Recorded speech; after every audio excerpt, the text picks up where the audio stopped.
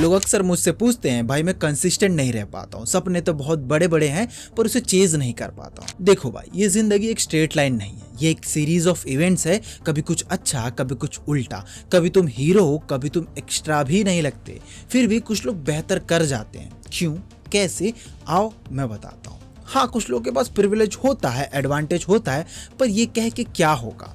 दुनिया तो सिर्फ रिजल्ट देखती है, वो नहीं रुकेगी तुम्हारे लिए, वो नहीं बोलेगी तुम्हारे पास इक्वल अपॉर्चुनिटी नहीं थी, उन्हें घंटा फर्क नहीं पड़ता।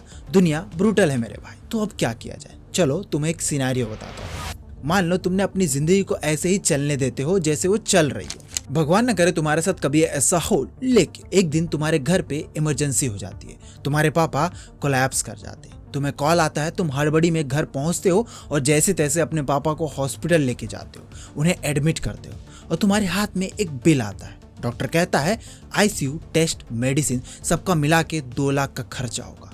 अभी के अभी तुम अपना फोन निकालते हो और बैलेंस चेक करते हो और यूपीआई में लिखा आता है इनसफिशिएंट बैलेंस। सोचो तुम्हारा हाल क्या होगा उस वक्त। तुम्हें शायद अपने एसेट बेचने पड़े अगर कुछ होगा तो, वरना क्या करोगे? क्या तुम मोटिवेशनल रील ढूंढोगे? क्या किसी स्पीकर के पॉडकास्ट सुनोगे? नहीं ना, उस वक्त सिर्फ एक काम करोगे, तरीके खोजोगे। वहां तुम आलस नहीं करोगे, जैसे तैसे करके भले खुद को भी बेचना पड़े तुम बेच दोगे, क्योंकि अब तुम्हारे पास कोई ऑप्शन नहीं बचा है। जो भी होगा, जितना भी होगा, अरेंज करोगे। अपने दोस्तों से उधार लोगे, अपनी बाइक बेच दोगे, कुछ गहने रखे होंगे वो सब बेच दोगे, क्योंकि वहां जरूरत है जिंदगी बचाने की। लेकिन अगर उस वक्त कुछ ना हो तो क्या करोगे?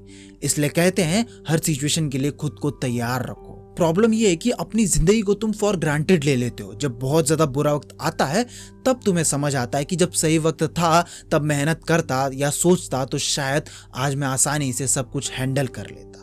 ये बात बताने का एक मेन रीजन ये है कि इंसान की जिंदगी में जब तक डर या अर्जेंसी नहीं होती तब तक वो कुछ नहीं करता, वो सब कुछ फॉर ग्रांटेड लेता है।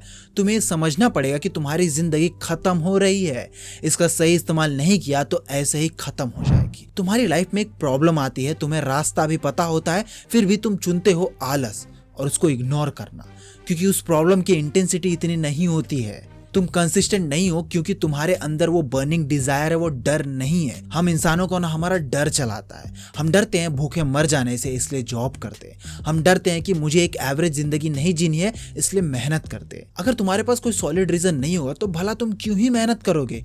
क्यों सुबह उठोगे जिम करने के लिए? तुम जब तक वो महसूस नहीं करते कि ब्रूटली बीमार होना क्या होता है तब तक तुम अपनी हेल्थ पे ध्यान नहीं दोगे, क्योंकि तुम्हारे अंदर वो डर का एहसास नहीं है। तुम्हें क्या लगता है कि घर का बड़ा बेटा बाप के जाने के बाद जिम्मेदार क्यों बन जाता है? क्योंकि उसको पता है कि वो नहीं करेगा तो घर बर्बाद हो जाएगा। दौड़ने की लालसा उसी में सबसे ज्यादा होती है जिसके पास पैर नहीं होते, जिसके पास 2 वक्त का खाने की रोटी नहीं होती। वो किसी मोटिवेशन का इंतजार नहीं करता, वो भले टूट ही क्यों ना जाए वो काम करता है, भले ही मेहनत या मजदूरी करनी पड़े वो करता है। वो ये नहीं देखता कि मैं मोटिवेटेड हूं या नहीं हूं, उसे बस उसकी और अपने परिवार की भूख नजर आती है।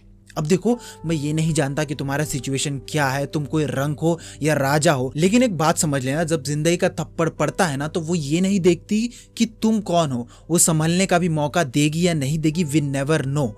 इसलिए अगर जिंदगी में कुछ करना है तो बर्निंग डिजायर होना जरूरी है, वरना ये वीडियो देख के मोटिवेशनल कोट चेप के कुछ नहीं होने वाला। कंसिस्टेंसी तब आती है जब तुम किसी दर्द को इग्नोर नहीं कर सकते, जो तुम्हें पता होता है कि अगर मैंने आज भी डिले किया तो कल कोई नहीं होगा मेरे साथ खड़ा।